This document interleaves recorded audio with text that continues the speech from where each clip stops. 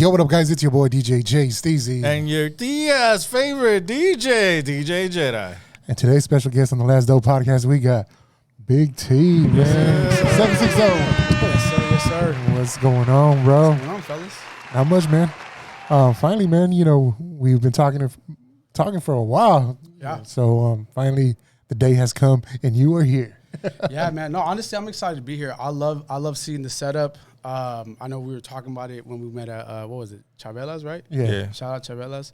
And we were just talking about, like, putting this together. We had kind of been talking about it for a little bit, so I'm excited to be here, man, for reals. I'm excited for him again. Because, like, I was introduced to you from him and the way he looked. Like, we talked about it behind the scenes, but you really inspired this dude. You really motivated him because he's sticking to the gym, believe it or not. Yeah, man. I see the stuff. Yeah, I haven't stuck to it like this in a long time, bro.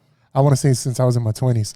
And the gray hairs, I'm in my 40s. But let me ask you this, though. Like, how you feeling? I feel good, bro. I feel good. I do not wake up with, like, you know, oh, my legs swollen or I'm hurting or my lower back hurts or nothing, bro. Like, I literally get up and I actually get up with energy, bro. Yeah. You know, so. Yeah, that's been, like, my biggest takeaway, man. So just, you know, shout out to you guys, man, for saying that because for the longest time, man, like, my biggest insecurity has always been my size, you know. And I'm sure a lot of people can agree to it. Like, if you guys are, you know, the size that I was or whatever, you go on just kind of accepting the fact that that's just how you're going to be for the rest of your life. But once you've had, like, a drastic change like that and your mindset, like, starts to shift where it's like, nah, bro. Like, I posted something the other day. I think it was yesterday, where I was like, bro, choose your hard. Like, being fat, being as big as I was, like, that was hard. Right. But, like, also going into the gym, like keep maintaining your health, all that stuff is hard too. So just choose your hard. Would you say, like, choose your addiction? Do you want to keep feeling like this, or do you want to go in feeling the pain every day, getting up? Yeah, no, for sure, man. I think I love, shout out to my boss, man, right? Jamil Frazier, shout out to Jamil, man, because one of the things he talks about is, like, don't be surprised at, like, the results that you do end up putting in, right? So, for example, if somebody's like when I first told him my story and how like I've lost over 200 pounds already, he was like, he's like, yeah, I wasn't surprised at it. And I was just like, well, like, you know, what do you mean? Can you kind of elaborate or whatever? And he's just like, well, bro, like, if I hang out with you every day for 6 months straight and you do the same thing every single day, how you do them every single day, are you going to be surprised at the results that you're getting for the work that you are putting in? Whether it's no work at all.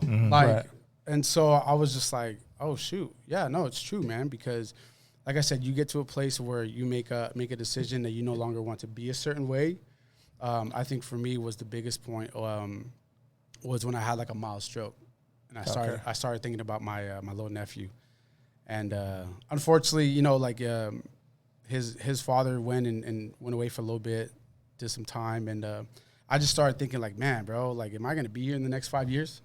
Right. Like, that's really what was a changing point for me. So, yeah, man. I don't know. Sorry, just to No, man. get into it, bro. Yeah. Yep.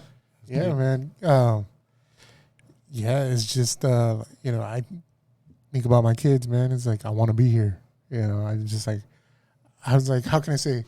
I don't want to, you know, go out dying and be like, oh, he died because, you know, this dude loved food. Yeah. You know what I mean? And it sucks because now it's like the food nowadays, man, it's so much processed food, bro. So much shit that goes into the actual food that's insane. That it's, you know, it's actually killing our bodies, bro. Yeah. Now, is there, like, any meal prepping that you do that you can maybe share with us that you do, or like online? Because I have seen some commercials, right, where, like, hey, you can order this, or have you ever tried any of those? Like online ones? Yeah. I've never tried online ones. Okay. Recently I went through some friends to, like, do meal prep for myself just because me personally, I hate like putting the time to cooking everything. Okay.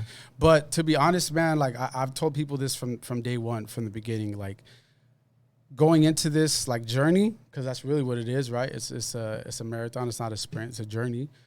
Going into it, you got to do what works for you. Like, and that's on everything. That's in the meal prep. That's in the dieting. That's in everything, because I was that type where I was, like, scrolling, right? Trying to look up different ingredients or different dishes that people do for keto or for low carb diets and all this stuff. And I would get so intimidated or so overwhelmed that I'm just like, I just kind of throw my phone and I'm like, I don't want to go and buy all this stuff. Yeah. Right. But yeah, no, I mean, dude, like once you get to that place where you make a decision and you're like, okay, if I'm going to choose to start exercising, right, get healthier now, like I'm going to do it for all across the board. Like, bro, when I made that decision, I remember like, cause I lived with my grandparents at that time. And my grandmother like had breakfast burritos out every morning, bro.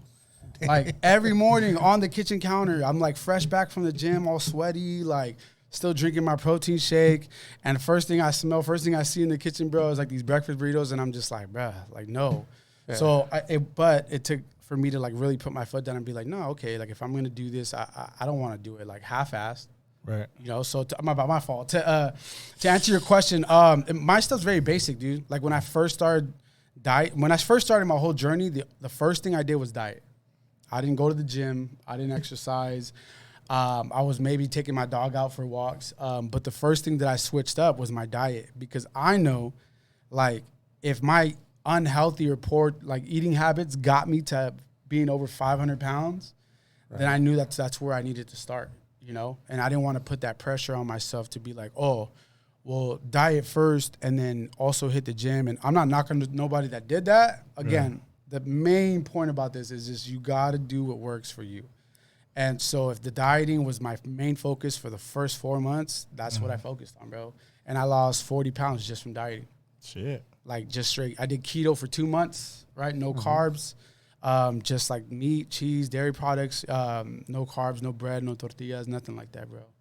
So, yeah, I lost 30, 40 pounds just from diet alone. I'm all looking at him, damn. Can I go a day? No. No, yeah, man. It's diet for sure for me was a big thing that I needed to change for sure. And I can imagine it was a struggle at first, huh? Oh, yeah. Bro. Like, I could think back at it now. It's so crazy because it's been 3 years now, right? I could think back at it now, and I legit used to go to, like, Little Caesars, bro, and get, like, my own box of pizza and then get, like, some wings with it. And if I didn't, like, kill the whole box, and for sure, like, I'd have, like, 3 slices left or something, and I would just, like, that was it. And then I was gaming, too, so I wasn't doing no exercise, nothing. Bro, I had kind of been big my entire life, though. So like I said, it really got to the point where I kind of accepted my fate, so to say. And I'm like, whatever, bro. Like, at least I'm funny. That's, you know, that's what I got. Like, at least if I can't charm a girl with like my size or like my looks or whatever, hey, yo, I'm funny, bro. Like, you know, that's the best thing I got going for me. Right. So yeah, I love that he said that because we touched on this, but like once you saw the weight loss and everything, did your confidence grow? Oh, for sure, man, for sure.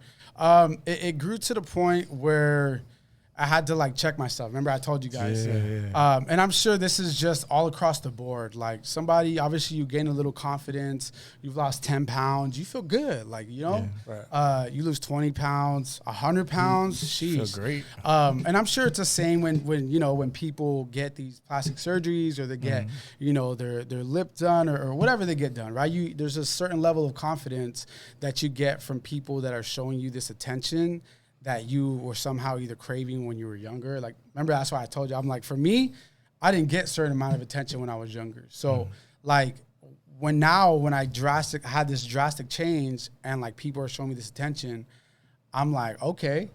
And then when I lost over, like, 200 pounds, I was like, bro, like, I know I look good, right? Like, I know I'm locked in at the gym. I know I'm this, I know I'm that. But, yeah, it did get to a place where I had to, like, kind of check myself. I was just coming off super, super arrogant, super cocky. And it was almost like, it was just one of those things where, man, I had to like really check myself and come off my high horse. Right. And, but it was fun. No, you know what? I'm not going to lie. Yeah. It does get to a point where it is fun because dude, like for so many years, bro, I was just like depressed. Right. Like you take a look at somebody and you can clearly see, at least for me, right? I feel like I'm a pretty good judge of character. So if I'm looking at somebody walking down the street and their head's kind of low and their body posture is just like, oh, like my life sucks. Like bro, like that was, you know, even though I was funny, I could keep a smile on my face, right? Like I was going to church and all this stuff. But really, bro, like I was miserable, man. Over 500 pounds. My suits had to get custom tailored in downtown LA. Like I had to buy an extra pair of slacks just to get a big enough jacket to like fit into clothes. So yeah, when we go back to, it was fun. Like, you know, it was. But, you know, eventually you get to a place where you make a decision. You're like, that was cool while it lasted. Right. But now let's keep doing better. Like, let's keep encouraging people. Let's keep, you know, like lifting people up. Like, so, yeah, man, I had to check myself. But it's kind of split like in the middle between confidence and arrogance, right? Because it's like it's that self-confidence that you gained because you achieved something so drastic. Yeah. Right. Yep. So it's like you have that confidence, but at the same time, it's just like, damn, you know, it's just like. But I feel like this fool had that big pun fucking shot pull the bitches. No. Well, I mean, no, look, man, like I said, the best thing that I had going for me, even growing up in high school, junior high, whatever, was just that I was always trying to be class clown. Right, like even my friends that I was rolling with at that time, I didn't hang out with no cholos. Like, you know, being from Oceanside, like I didn't hang out with like too many Samoans, right? But I always wanted to be like the class clown because I knew, I'm like, bro, there's no way a girl's gonna even look my way. So what I gotta do, I gotta get their attention by being funny, like. Right. You know, so yeah, no, but to go back to your point, yeah, there is a difference, you know, between being like super arrogant and then being confident. Yeah, I think what I have now for sure is confidence. Confident enough to know, like, bro, I put the work in to have the results that I have today. Of course, right? Yeah. So it's a level of confidence. But yeah, there's a huge difference because what I had was arrogance for sure. Have you always been aware of your surroundings though? Because I feel like you're very deep. Like, does that help like with photography and stuff? Like, we'll jump to that a little bit later. But like, do you feel like you just like earlier you said you have a good sense of aware? Was that something you took advantage of? Like, hey, you know what? I don't have this, but I have that, and like you know what work cliques you were in. Yeah. Like you mean like overall situational like awareness? Because I'll throw my girl under the bus. Like if we're going like to a gas station and you see a guy come in, kind of like yes, and I'm like, okay, that's bad. She'll just be like, so do you want one of these? And I'm like, yeah. I'm gonna get shot. That's so funny. Yeah. Okay, so yeah, I didn't have that like growing up. Honestly, I probably didn't have that until I was in my mid-20s. Okay. Because I started paying attention and like one of the things that I was big on at that time was shutting up and just paying attention. Oh, good. Right? You know what? That's sounds simple, but it's not. No, bro. Because I started paying attention to a lot of things that were either going wrong in my life or why I would feel uneasy about certain things or whatever. And rather than just doing all this, because again, that's what I had going for me, right? Like just yapping, class clown, the whole nine.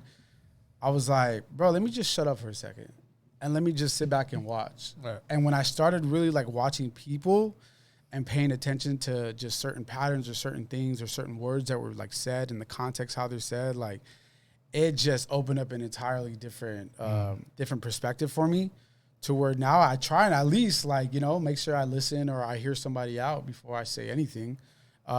So yeah, no, it definitely made me like aware even of my surroundings for sure, especially even growing up. And you know what I think it goes back to though, and I always tell people this, like your inner child, right? Like there's certain things, like certain whatever, whether it be neglect or certain challenges that I had growing up in my childhood, that like immediately like I wouldn't like. It got to the point where certain people would come in and out of my life and they'd want to be a part of it and. You know, they'd want to just like kind of give me and show me their love, but then they would dip out. And it was like one person after the next, till eventually you get to a place where you're like, okay, back up. You know, let me hold off for a second. Let me not give this person 100% of me before it just gets trashed. So yeah, you end up becoming aware of just so much more. Yeah. And I think we talked about this at the restaurant where like, this is why I feel like you guys have a good balance. Because you're more like, okay, like the realist, you're more like, okay, let's cut to the BS. Yeah. Why are we doing this or what's the purpose of this?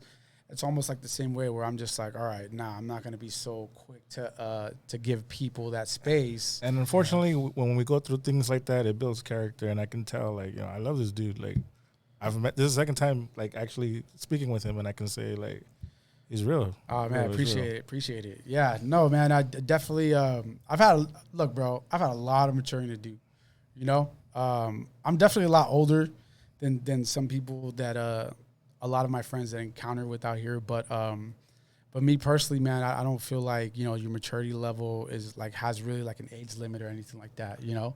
If there's something that I've been through that can help somebody else, cool. If there's something that like I've been through that I can be like, hey, bro, don't do that this way, because trust me, you don't want to go down that route. Like, so. Is there anything that happened with like your journey where you kind of like, how do you say it? Like you relapse? No, I'm gonna say, well, like maybe something that triggered it is just like maybe someone passing or like, you know. So nothing like that has happened. Okay. I think it wasn't until as of recently, I wouldn't say the beginning of this year, where if I were to call it a trigger. It was me at Chabela's with that wet burrito. Like, bro, I'm over here. Like, I'm like, yeah, I'll take the salad. And he's just like, nah, let me get that wet burrito. Okay, for the record, both of them were eating really healthy, and I'm like, I know I had the fajitas. I want the chile colorado burrito wet. I'm like, they brought it out. Like, he's just like, yeah, jeez, bro. Yeah, no, if I were to have like a trigger, and I can kind of go into it, but it was the beginning of this year, but that was the first time anything like this has ever happened in the last, April has been 3 years now. So, okay. But dude, I was too motivated, man. Like it wasn't just the whole health thing, right? Like having a mild stroke and, you know, scaring, you know, my family and really thinking about my nephew and whatnot. And even like my kids to come or like my, you know, my future. Yeah. But I remember like when I lost my first 50 pounds, I was like, oh, bro, I could do this. Like, oh yeah, I could do this, bro. Like, you know, like, and my next goal, and this is what I was going to say earlier too. I have this reel on my Instagram where I talk about celebrating the small victories. And for me, like I only weighed myself maybe twice a month, because in 2 or 3 weeks, I would always set a goal for how much weight I wanted to drop, whether it was 5 pounds, 2 pounds, 1 pound, whatever. So to get back to that, yeah, bro, I was just too locked in, man, that once I hit 100 pounds that I lost, then I went to 150, and I was like, bro, if I hit 200, like that's like my lifetime. Yeah. And then when I hit 200, I was like, maybe another 20 more. Fuck yeah. And dude, like I could probably say, man, the lowest that I've gotten down to, I've weighed 235. Shit. And I haven't been that size probably since like maybe my last year of junior high. Like I said, I was a big kid, bro. So you know, if not the last year of junior high, then for sure freshman year, man, for sure I was already pushing over 2. Yeah. So, but yeah, to kind of go into it, yeah, I would say the first 3 months of this year were just a little challenging, and it's not anything big that impacted my life. It was just the busyness of how fast things just took off in my career. You know, like I thought we had kicked off this 90-day challenge with my boys and I, right? And you know, we kept it going for a good like solid 2 weeks, bro. We went hard, but like, bro, October for me was when things really took off. But it wasn't until the beginning of the year where my boss was like, "Hey, bro, like get ready, because we're going to start getting bookings on podcasts. Like, we're going to have to fly out here, fly out there." And I'm the type where I'll believe it when I see it. Right. Yeah. With January, bro, end of January, beginning of February was when I saw it. And I literally could not fit any time in to make it to the gym. I would say the first 3 weeks of February. And then from there, I went off. Like, I kind of, you know, I went back to eating unhealthy. I was eating, you know, pizzas and I wasn't really much of a soda dude, but I was like drinking a lot of twisted teas, like tortas. No, but and again, it goes back to, yeah, you get to a place where you start little by little, bro. It creeps in like a little freaking, like a little mouse in the middle of the night, where you start to go back to these poor, unhealthy habits. eating past 8 o'clock at night. Or for me, like, I try not to do past 7 o'clock at night. And if I do, it's one day out of the weekend, bro. There like, you go. right. One day, like, all right, this is my day. I got to stick to it. Like, so, but yeah, no, it wasn't, like I said, it wasn't anything serious, but just because of the time, like the I guess how fast like my career or whatever was going off, I just couldn't make the time, bro. Now it's different. Now I'm like making time. Like, bro, I gained 20 pounds, bro, in 2-3 months. Like, I'm back at it. So I've already lost those again. So I'm cool. That's good, man. Yeah. That's good. Yeah, man. Because when you gain those pounds back, it's like, fuck. Mm-hmm. Right? It's disappointing. Because it's like you know that you're putting in all the hard work, right? And then just to like fall off for a week and a half. That week and a half is like, it can be crucial, man. Oh, dude. Yeah, it can for be sure. Very crucial, to your body. It's just like, and then it's just like, how the hell did I gain that much weight in such a short period of time? Yeah. Right. Yeah. I think for me, because I remember when I hit, like, when I had my very first week off, I was like beating myself up, bro. I was like telling myself, like, hey, bro, get in the gym. What are you doing? Right. But honestly, it's because my body was shutting down. Like, that's how locked in I was at the gym, where I was like 7 days a week, bro. And I was the last year in the month of November, 2 years ago, in the month of November, I was trying to hit my goal of 300 pounds, and I was like at 320, right? So I was like, oh, bro, what the heck? So I remember I was like, all right, this entire month of November, bro, I'm going to do 2-a-days until Thanksgiving. 2 workouts a day, 7 days a week. Like, I want to see how freaking low I can get in a month. Like, and so I got down to 306, bro. I got down to 306, and I was like, oh, so mad at myself. But, bro, like, a guy that was over 540 pounds, that was pushing 2 workouts a day for 7 days a week for an entire month. Like, I was just so locked in where I was not trying to let anything take me off my path. And then it happened, So I take the L from it, and I learn from it, and then I try and do something different the next time around. That's it. Now looking back at that, me, for example, you look at yourself in the mirror, right? And it's just like, oh, you know what? I'm not that big. Right? It's just like, no, you know what? I'm not that big. Yep. Wait. Is it like half the mirror or a full mirror? Full mirror, bro. Full body? Full body. You're like, I'm not that big. No, because you're. That could be something totally different, bro. See, because I mean, but because I'll give you an example. It's just like when I was in my 20s, living in LA, I was hitting the fucking gym every single day, bro. Mm. And I hit 200 pounds. Yeah. Right. And at 200 pounds, man, I was just like, fuck. I started seeing my muscle formation, bro. And I was just like, shit. Yep. Right. And then I broke up with my ex, and I met my wife. He had to glow up. Yeah. I met my wife that knew how to cook. Right. My ex didn't know how to cook shit, bro. Uh-oh. So it was just like, I was like, all right, I remember I would prepackage everything throughout the week, and then I was hitting the gym every single day, bro. Yeah. And then I met my wife, and it was just like, all right, it was just like, oh, I made this and I made that. I was just like, fuck, I never had somebody that could actually fucking cook for me, bro. Yeah, so it was just like, and then it just started creeping up, bro. Mm-hmm. Creeping up, and it's just like, all right, you know what? I'll as long as I hit the gym 3 times a week, and then 2 times a week, and then So let me ask you this, and I'm gonna say this just because I know it's very triggering.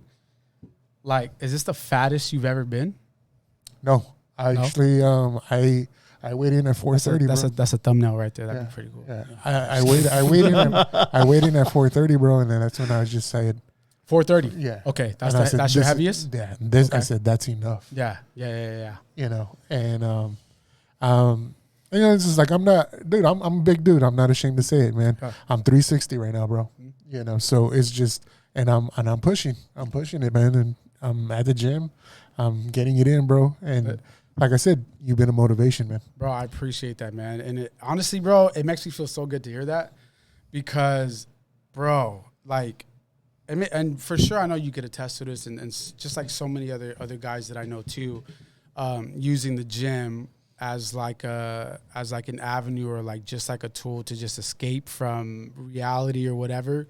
And I know like society's kind of painted these gym bros that you're just like getting in there and looking like like going and checking out whoever's there, like and I mean, you may see that, you know, a good majority of the time, but I guarantee you the one that's in there that's just locked in mentally, bro, like I can't even tell you like the amount of like demons that my mind was fighting when I first got in there, that I was like, bro, like I remember like insecurities or bro, all kinds of stuff. Yeah, insecurities. After a week of just going, I was like, bro, I don't want to do this no more. Like, again, I was almost at that place where I was just accepting fate, right? Like when you're that size and you're that like, bro, it's almost like, oh yeah, you look at a person like that and like think, oh, they're a goner.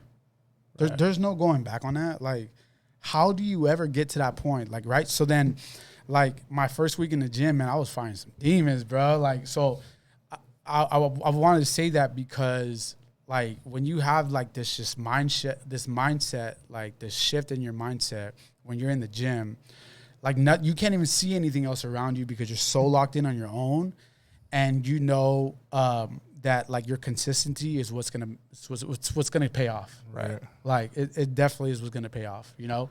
And it's a stress reliever, man. 100%. It's definitely a stress reliever. 100%. It's just like it, and trust me, man. I think everybody has the days it's like, fuck, I don't want to go to the gym, but it's just like I know I have to push myself, and once I'm there, once I get my workout in, and I leave, I just feel so much better, man. Oh yeah, bro. Like, so I used to work before I moved out here to the Valley. I used to work at 24 Hour Fitness. And the crazy part is I was already about a year into my fitness journey, my health journey.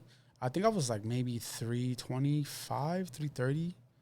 And I was walking out of a workout, and the GM was a good friend of my sister's, and he called me over, and he was like, "Hey, bro, what's good?" I was like, "What's up, man?" He's like, "Yeah, your sister was talking to me about your fitness journey and everything." And I was just like, "Yeah, what's up? You guys hiring?" Like, just joking, bro. Like, bro, first of all, I would have never imagined my fat self stepping foot into a gym. First of all, that's off top. Secondly, I would have never even, that's not even a thought of my mind, working at a gym. So the fact that like he gave me a job on the spot, bro, like I didn't need to apply. I didn't need to do anything. Like he's like, "Bro, I can sell your story." And I was like, I don't care, bro. I hate sales. So whatever I can do to like keep motivating people, because it's what motivates me, bro, to the point where I was like, all the regulars, bro, for 4 months straight, they knew me. They would bring me gifts because I was that guy that was at the gym by 4:30 in the morning to make sure that they were there to work out by 5. So I'm there like a half hour before. I'm making sure things are clean. I'm putting things back. Like I'm like, all right. I'm in my mind. I'm like, okay, if I'm the one that wants to come in and work out, like, what would I want to see? Right. Like, I don't want to see freaking dirty paper towels all over the floor and all. So I'm like, all right, like, and they'd be mad because like I would let them in early sometimes, but not all the time. So like they'd be at the door, bro, 4:50, already looking at their watch, like ready to go in, ready. And as soon as they walk in, I'm like, all right, what's good? Good morning. Let's get it. Like, what are we hitting today? Because I know, like, for me, when I first started, bro, I would have loved that. Like, if I'm over 500 pounds and it's my first day in the gym and I'm getting greeted by somebody that's like, "Hey, bro, like, I'm glad you're here," over somebody that's just like, "Good morning," just back on their phone. Right. Bro, come on, bro. Like, so I think everything's important, man, because you can relate that to so many things, like customer service, bro. Yeah. Customer service. You're there for the person. 100%. You're invested. Yeah. To the point where a good majority of like my regulars, like, man, they're really good friends. I've done business with some of them. Dude, some of them are doctors, freaking law enforcement, all kinds of stuff, man. And I think for me, just being there and just putting that mentality where I'm like, okay, if I'm coming in to work out, the last thing I want to do is be greeted by somebody that's just been having a crappy morning already. Mm-hmm. Right. Like, how do you wake up already being crappy? Like, that's, like, I mean, that's pretty bad. Yeah, bro. Like, how do you wake up already having a decision to be like, this is going to be a crappy day? Like, you know, like, and so again, to go back to what you say, like, I always told people this, like, me personally, I have never in my, whole 2 years of working in the fitness industry or whatever at the gyms, I had never heard anybody say they left a workout, like, leaving worse than before they walked in. And if that's the case, that's because you didn't push yourself. Right. That's because you didn't give it 100%. So, yeah, man, you end up feeling amazing, bro. Like so much clarity. And I tell you, I even said this at the restaurant. When you're up that early, like, and people are still sleeping by the time you get home from the gym, oh, bro, you feel like you already got so much accomplished just in that time. Oh yeah. Yeah, man. So I love it. All right. So throughout this journey, how'd you stumble across doing media, or what would you call it? Dude, I don't know, man. I feel like you're one of the dudes that you don't want to give it a title. You just do what you do. Yeah, bro. Like it's just I don't know, man. I even hated the word content for a long time. I was peeping the hat, the video department. That's why I didn't want to really label it anything because I mean, no, I guess you feel like restricted to do one thing, right? But no, you do it all. Like, yeah, but bro, you know how what? did that happen?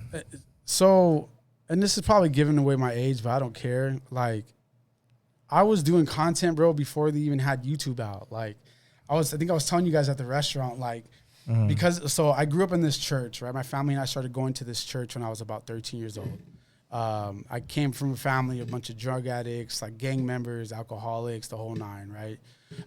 And so when we started going to church, the only thing that caught my attention was the drums. So I would play music, and I had my best friend, my homie still to this day, he was like my youth pastor, and he taught me how to play drums. You know, he would pick me up every freaking week for youth service, and then for an entire summer, we hung out at his house, and he taught me how to design flyers on Photoshop. I was 14 years old. And then I remember he put a camera in my hand. We had the church had just bought a camera, and it was like a Sony Handycam that you had to go buy these little, you had to go buy these little DVDs from Best Buy, like just to get content. Yeah. And then I still had to buy a cable. I still had to buy a cable where you plug in the camera to the TV, and then it would So this bypassed all that. So it had an RCA input into USB. Oh shit! And I imported it. Yeah, I imported it into my computer, and then from computer I was using it on like Windows Movie Maker or something, like back in the day. Wow. Like super back in it. And I'm telling you, bro, like YouTube. That was a thing. Yeah, like YouTube wasn't out yet. Oh man. Like you said, Windows Movie Maker. Yes, shit, bro. Wow. Yes, that's what I'm saying. So like I was on this content stuff before people started calling it content. You know, like we were coming up with different ideas every week on how to like just engage in like with the young people, right? So we would go do skits. Like my boy Jewel would dress up as like this older black dude, like with a salty beard, and his character name was Otis. So like he would put a fake fat belt, almost like Medea, like you know Medea's brother in the movies, like bro, just like that. And so bro, we were coming up with this stuff when I was like 15, bro, like. Right. You know what I'm saying? And so shout out my boy Jewel, man, because yeah, he worked with me a lot on not just the media stuff, the flyers, the graphics, but ultimately, man, I feel like even like my character, you know, I didn't have a father growing up, and so it wasn't until I got to church and I really met like my boy Jewel and even my pastor, rest in peace, Pastor David. They really showed me what unconditional love was. You know what I'm saying? And to really have male role models that wanted to be a part of your life and to hear how your family was doing and not want anything from you, bro, that always spoke volumes to me, beautiful. Man. So, yeah, that's where it started, bro. I was a young freaking knucklehead, man. Like, I'm telling you, we were busting missions. My boy Joel and I, like, I remember we were coming home late from a youth service. It was a Thursday night, right? School night, 2 a.m. And my boy's dropping me off at home, and I remember my mom just answering the door, and she was just yelling, dude, yelling. It's a school night, like all this stuff, right? And then, so my boy Jewel, my mom had like kind of this relationship where like, you know, it was like, okay, this is your son, I got your son, but like he was like, hey, it's all good, big Oli, right? Because my mom's name is Olivia. He's like, at least he ain't out on these streets. And then he would just peel out, bro. Like he would dip out. But he would say that though. Like jokingly, because it's so true. Like, like, you know, like would my mom rather be concerned about me going kicking it with the homies downtown Oceanside or wherever, or, you know, be coming home from a church night? Like, you know, knowing who I was with and who he was to not just my life, bro. My family really welcomed him in. And it's crazy because he's a black dude, right? Like you hear people talk about race and all this stuff. I'm not gonna go into. You know what? I'm not gonna go into. No. I'm glad you said black dude because you said earlier he was doing like dressing up as black. I was like, was he doing blackface? I don't want to ask, but now that you said it, bro, I'm like, hey, honestly, bro, he's more Mexican, he's more Latino than he is black now, and I'll tell him that forever. He's married now with 3 beautiful kids now, man, and so it's such a trip, man, that we used to do all this stuff when I was younger, just for him to like try and like earn that place in my life. And then I never knew I was going to get to something as big as this, dude. Like, I never knew that I was going to start getting paid to pick up a camera and press record. Not once. Especially, like, you know, like the way things are going now, I would have never, if you would have asked me 10, 15 years ago, I would have never done it. So how are things going now? Oh, man. Things are great, bro. Things are really good. I talked about this. I think I was telling you guys, like, at the restaurant when things started taking off. I was working in June or July. I was working for a local gym out here. And unfortunately, you know, we just didn't see eye to eye. And so, you know, they happened to let me go. But I really firmly believe, man, it was like a God ordained thing, man, because I was like all depressed for like 2 weeks because I was like, man, I'm going to have to move back to Oceanside. Like, I don't have no stable income. This content stuff's not working out here. And it was a new area, so I didn't know anybody in the Valley. And so I was like, man, whatever. I'll just go back home, go back to Oceanside. Like, I'm wasting money out here anyways. Like, I'm paying money for what when I can be not paying rent in Oceanside. Mm-hmm. But I remember I woke my ass up, bro. I got up and I was like, all right, get ready. Like, you know, start cleaning up the crib, do whatever you got to do. And then get your bag, right? Get your backpack, get your gear, and just go walk to all these restaurants right here. And I remember, bro, I woke up like, I literally went to go walk to Flex Fitness, right by where I live. I walked to different restaurants that were there. I went to like a local nonprofit organization that works for kids after school. And I was like, look, I said, I introduced myself. I said, my name is Tony. I'm new to the area. I'm a full-time content creator. I've been doing this for, 15 plus years. I don't want anything from you guys. I just want to know if I can shoot you guys a free video. That's it. All that I ask is that, you guys tag me on social media or whatever. But that was it, bro. Like it was literally to that point where now I'm like physically going and networking, right? I'm physically going and introducing people, shaking hands, whatever I got to do. Not wanting anything from anybody and just actually giving my time or giving my labor for free, just to build connections. And man, bro, like it blew up, bro. It blew up. I ended up getting an opportunity to shoot content for a social media influencer, big time social media influencer in Phoenix. I think I was down to like my last $200. I messaged the guy one day and I was like, hey bro, I want to come shoot content for free, all this stuff. And, he was like, yeah, man, slide through. And bro, it's literally just been nonstop since October of last year. Actually, my birthday weekend, I went and I shot Jeff Garcia, right? The quarterback. That, man. I went to go shoot Jeff Garcia, and it was that weekend where I told you guys I was driving home and I was like, man, I feel like this video is gonna do really good. Yeah. Like let me go and pay for this blue check mark. That's what I wanted to get to on Instagram. Like, as stupid as it sounds, I used to make fun of people, bro. I used to make fun of people, man. Well, you can make fun of us now. Yeah, I seen that. I was like, I seen it. I was like, yo, that's a nice looking blue check mark there, fellas.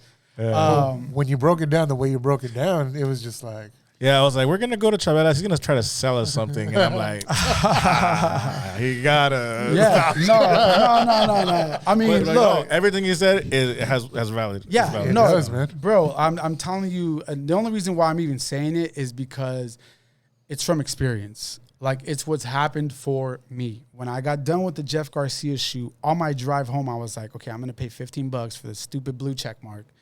But you know what's going to happen is it's going to get me in rooms that I would have never even imagined. As crazy as it sounds, with the blue little check mark, and I was like, all right, whatever. Like, I'm going to start paying for it. And it wasn't even, bro, that was October 16th. That was my birthday, right? My birthday weekend. I was in Phoenix shooting for this influencer, Justin Lil Boy. 2 weeks later, on Halloween night, bro. Sick. I'm in Phoenix. I'm shooting content.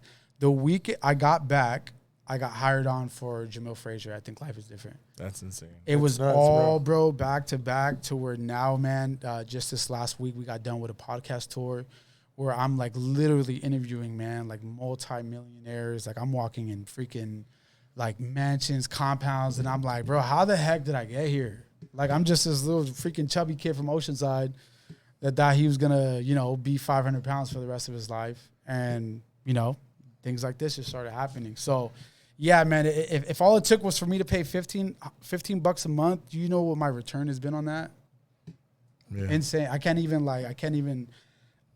gauge it. I don't even know. Right. And so from that, man, I really, this is why I say it's from experience though, because that dude, Justin LeBoy, he's like, bro, like normally our messages get filtered to like a request box, but he's like, I saw like a blue check mark and I was like, okay, well, who is this guy? And then he saw the message and that was it, bro. Like, that's how I know like it worked, because it's gotten the attention of some people that I was like, hey, I don't know if this is gonna work or not. Like, to be honest, bro, I had just got done smoking weed when I sent that message. He's like, bro, I was like, I don't know if this was it edible? Bro, no, he's smoking, bro. I was like, I don't know if this is gonna work, but I'm like, boom, boom, boom.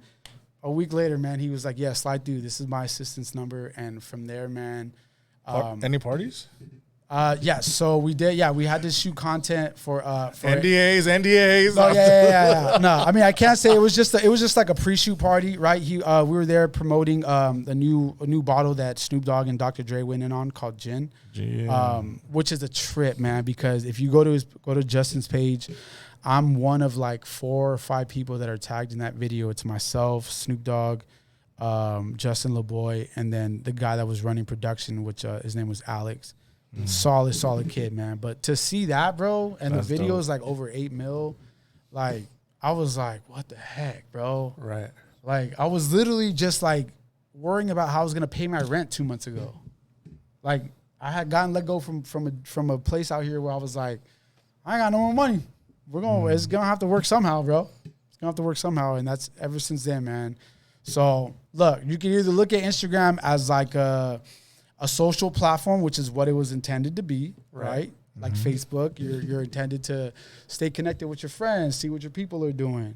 Or you can look at it as an opportunity to really like grow yourself, your business, your brand, because you'd be surprised, man, how much people really rock with you guys and will support you guys. So that's really all that comes from, man. Like it's just, for me, it's an investment. So. Yeah, because we were going back and forth like this past week.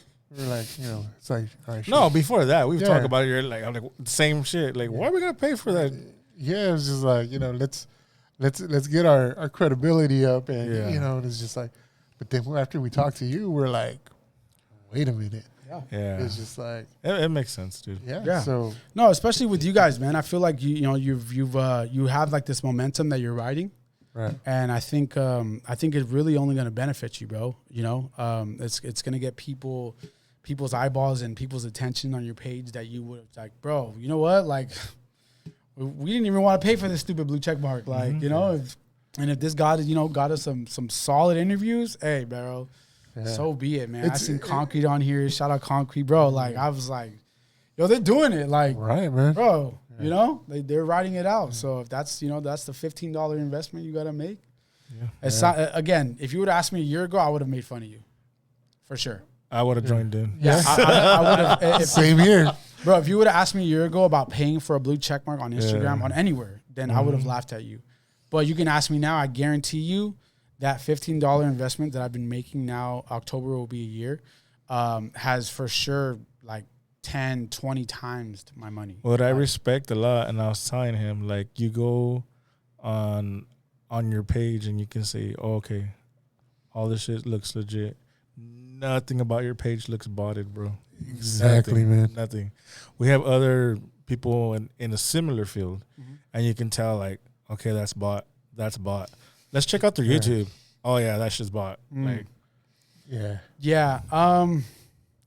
And I'm not trying to throw shade, but no shade, bro. But like, it's like your numbers match up to you. When it's organic, bro, it's just I think it's a sense of, you know, you feel proud, bro. Yeah. Oh, for sure. You know, because it's like, and I think I do feel proud because it's like I'm always showing him the analytics, bro. And it's just like, go look at our dashboard. And I'm like, what's that? Oh, we did good? Okay, that's what it means. You know, and it's just learn that. When I click on my dashboard and it's just like in the last month, you've had 60,000 views. I'm like, what the fuck? Yeah. And it's just like, and we don't realize it, man. It's just like, people are fucking with us, bro. Yes, bro. And it's a trip. Yeah. It's a trip overall. And you know what I think, and I'll tell you this because obviously, like you guys have your own perspective about yourselves and the work that you put out, but so do other people. Mm-hmm. And I can say, man, like your work speaks for itself, the originality of it, the authenticity behind it.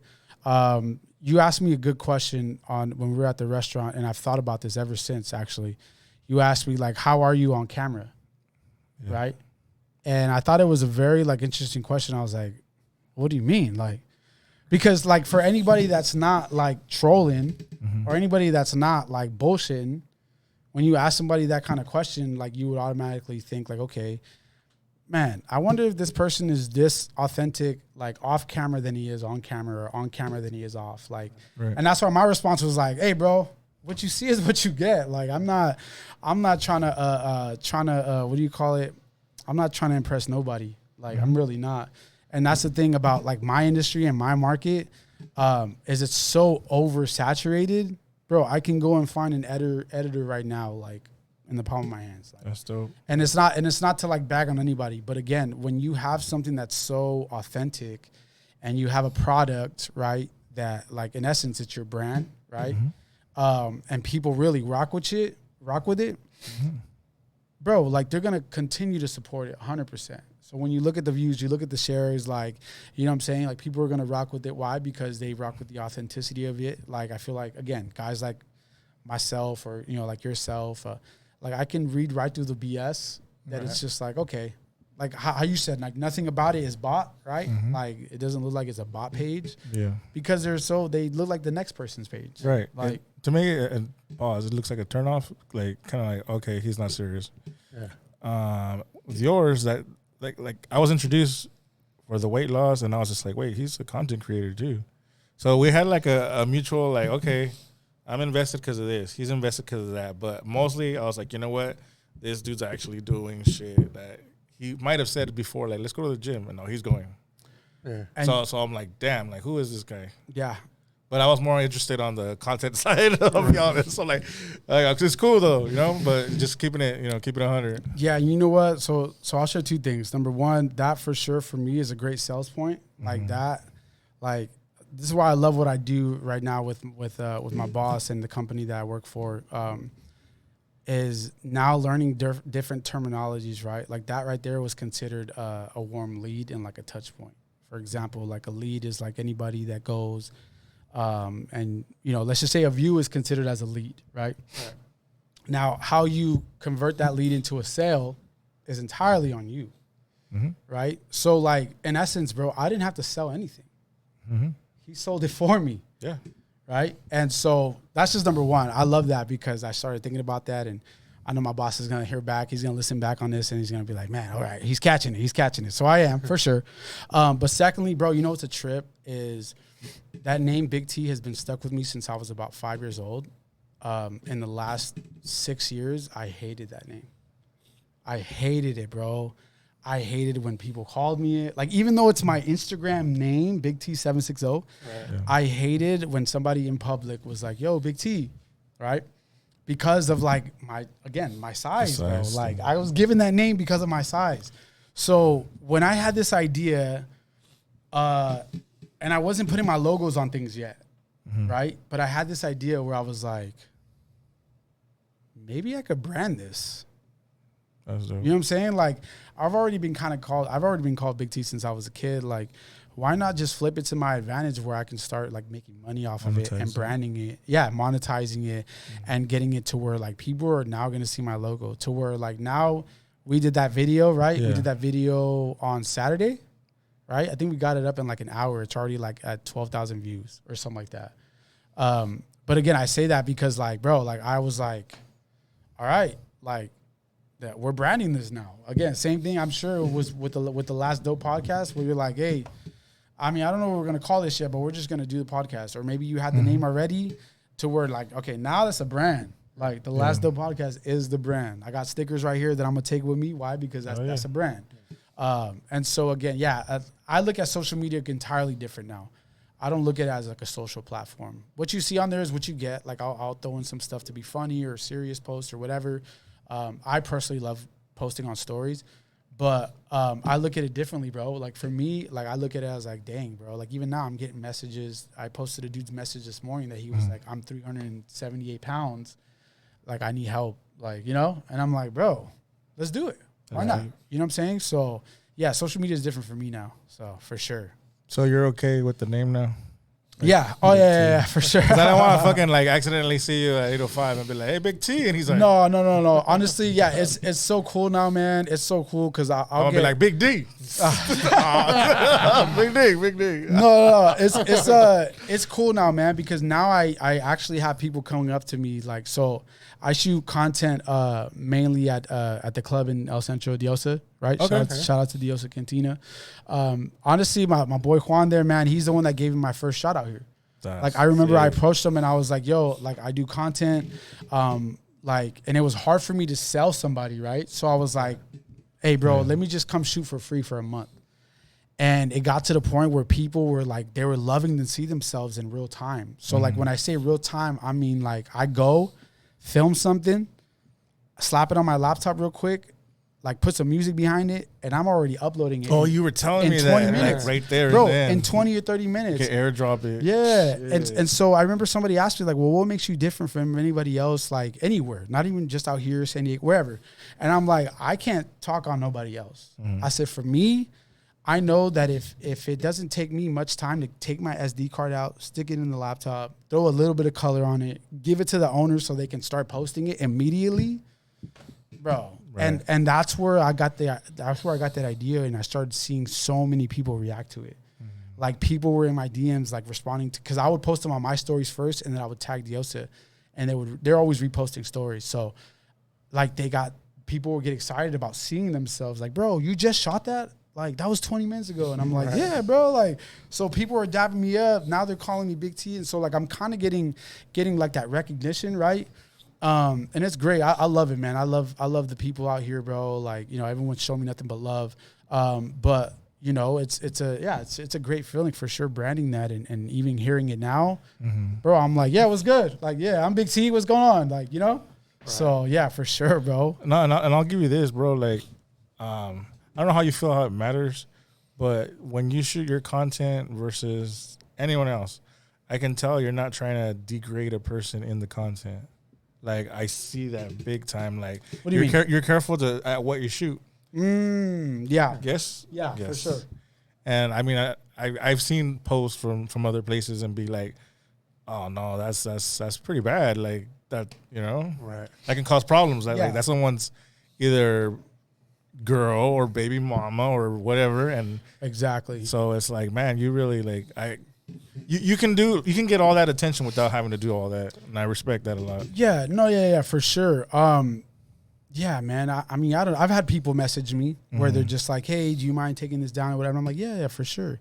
It's gotten to the point now where it's a little too much work if I overdo it, so I just pay attention more. Right. Again, I'm not speaking on nobody else, but for me, I'm more aware of like what's even in the back of the frame, right? Yeah. So if I'm focusing on somebody in the club, okay, well, is there somebody in the background of it that's just throwing up or something? Like, you know, that'd be crazy. Yeah. Like, and so, but I think it's just me, bro, because I go to the movies and I do the same thing. Like, I go and watch a movie and I look at the background. You're analyzing it. Bro, that's why, like, I will go to the movies, like, even by myself, bro, like 3 or 4 times a month, for sure, if there's good movies out, because I love that. Like, one of the movies I'm big on right now is that movie Sinners. Like, bro. I've heard about it. Yeah, I haven't seen it yet. Well, so that's, like, one of its movie of like, the first of its kind in a long time, because they shot it with, like, 6 different films. So, like, when you go and watch it, right, let's just say it's like 1080 by 1920. This is a horrible example, by the way, but like IMAX theaters and all these big-time freaking theaters that it was meant to actually watch it in, like, the director breaks it down on YouTube on the different films that he used, and there hasn't been a film that's done that much production on the different amount of films they've used in probably, I don't know, I think he said like 20 or 30 years. Oh, so, yeah, bro, it's definitely a good movie. It's the first of its kind in a while, for sure. But I'm like a nerd with that stuff, bro. So, and then 9 times out of 10 too, man, like, my thought process is like, how would I want to be perceived? Right. Like if I'm paying you, right? Let's just say hypothetically, we'll get into it. Let's say I'm paying you $3,000 and I want you to come and shoot, you know, come to my bar, come to my club, whatever, shoot a video, make it look fun. Like, am I just going to like, are you just going to give me a bunch of shots of where it's just like, okay, like the bar and me personally, I hate putting in shots where it looks like the venue is empty. I hate that. Because one of the things that I learned in marketing class, right? Like, and then just even marketing 101 in general, bro, like you want to market yourself to make yourself look more either important or more bigger than it actually is. Okay. So I get a lot of close-ups, Like I get videos of people like laughing, having a good time. 9 times out of 10, they see my camera, they're waving at it, whatever. So I pay attention to that stuff. I don't like to, you know, like showcase stuff that just doesn't look good to me. So I'd rather not turn that in to the person that's paying me to do that. Right. You know? So, yeah, that's just me. It makes a lot of sense. Yeah, bro. It's just me, man. Yeah. So, but, yeah, man. Yeah. Now, you sent us the link to the podcast, right? I checked it out, man. Now, watching it and you sitting in, and I would say, as far as the business aspect goes of it, what have you grasped? What have you learned? You know, because you're sitting down with millionaires, bro. Dude, it's insane. You know, yeah, like what can we learn from you that you've learned from him, right? Because it's just like at the end of the day, it's like it's marketing, bro. Yeah, it's marketing, and we're always talking. It's like, what's our next move, right? What do we need to do? Like, do we need merch? Do we need, you know, what is it that's gonna start bringing in that revenue, right? So, you know, watching you with him, and it's just like, sometimes we gotta change the way we think, right? So, like, to make that much money in 6 months, that's like you said, you didn't believe it either. Yeah. Right. So like, if you could give us a breakdown of like, you know, what you've learned. Yeah, 100%, bro. I remember telling him the first week that I met him, and I actually talked about this on our new episode too. We just dropped one. And I remember telling him the first week that he hired me, I had given my proposal on what I felt like, you know, I was worth and what I was asking. And so I remember he looked at me and he was like, bro, like I just kind of launched this company. He's like, bro, I think you're worth double. Like, I'd rather give you double your number than what I had, bro. And that number for me was like, bro, if I can just get this for me is like, right? When I had that mindset where I was like, bro, if I can just lose 100 pounds, I'm good for the rest of my life. Right. Bro, if I could just hit this number, I'll be happy, bro. Like, and when he told me, he's like, man, like, I feel like you're worth double. I'd love to give you double. But it's like, we're grinding it out. So when he gave me his number, that actually was like my bar about a week before I went to go meet with him.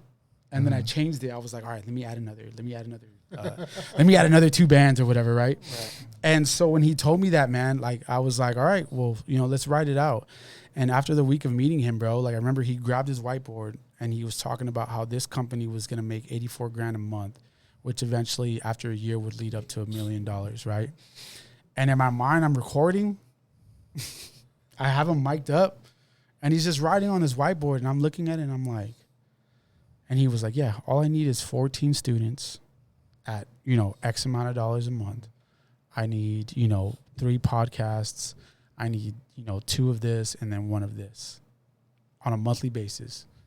And if we can just hit that consistently, like for a year, bro, that's a meal right there, right? And that's like minimum, like when he was planning it out. Right. And so I say that because, bro, preparation is so key, man. We plan out a lot of our content like ahead of time, about a month in advance. Our podcasts for sure, like we have bookings already for like the next 2 or 3 months. You know, so one of the things for sure that I learned is preparation, but even when it comes to the wealth building and why I feel like he's because one of the biggest things that he asks on his podcast is what makes you different, right? The podcast is called The Difference, right? Shout out to Jamil Frazier. The podcast is called The Difference, where he interviews 7, 8, and 9-figure like CEOs, entrepreneurs, business owners, and he asks them like, what makes you different? And so I think when you get to a place where you really ask yourselves, like, even, you know, your guys yourselves after this episode, like really ask yourself, like, what makes us different from, you know, any other podcasts out there? But the biggest thing that I learned from him and what makes him different is like, he's not with all that flashy shit. Right. Right. Like when you pull up somebody's Instagram and the good majority of the stuff that you see is just like the Rolls Royces, the Bentleys, right? The Rolexes, right? The Bugatti, bro, all kinds of everything, right? I'm going to teach you how to make, you're standing, you know, in front of a fucking Rolls Royce. Yeah, I'm going to teach you how to make, you know, flip 50 bands into, you know. Yes. And you look at that stuff and it gets you hyped up. It gets you motivated. Like, I want to make 50 bands. What the heck? Yeah. But then when you look at somebody's life and they're literally, bro, the content that I was shooting, man's is in like his shorts, a tank top, no shoes on, like he's barefoot, and we're in the middle of his bedroom just shooting his content, like wearing a beat up t-shirt. And then I saw like how much of a family man he was, and I saw how much of a husband he was and a father that he was, and I was like, bro, this right here is a selling point. Like, miss me with all that Rolls Royce and I could teach you how to flip 10 bands into 80. Like, miss me with that crap, bro. Like, what I want is for my next 2 or 3 generations, for the next generations to come in my life, and to not have to worry about all this freaking work and stress that I'm putting in to make sure that we could live good for the rest of our lives. Right. So to me, what makes him different is the fact that he's like that. But like, he uses all of his real accounts. Like when we're on like these Zoom sessions, he breaks down his entire like life story, bro. Like coming from welfare to, you know, making millions and millions of dollars from direct sales. And so really it's like a selling point. But I think the most important thing that I learned from him is, well, 2. One for sure is like, there has to be a shift in your mindset, right? Like you have to use your emotional intelligence and really break down like what things are at face value, right? And so for me, like, I try not to be so reactive on things. I try and, like I said, I just shut up and I listen. And I kind of just let people, like, you can learn so much about just listening to somebody talk.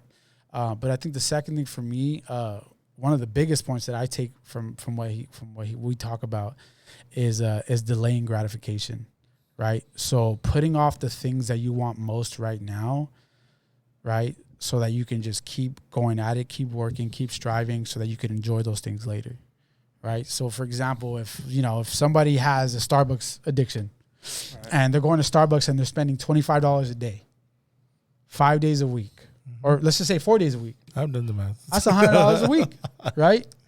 And then for him, like once it compounds and we break it down, he'll tell me like, Big T, that's $5,000 or depending on, you know, who's addicted, how addicted to Starbucks they are, that's $1,000, $5,000 in a span of, you know, 5 to 10 years that you could have put in like an investment account.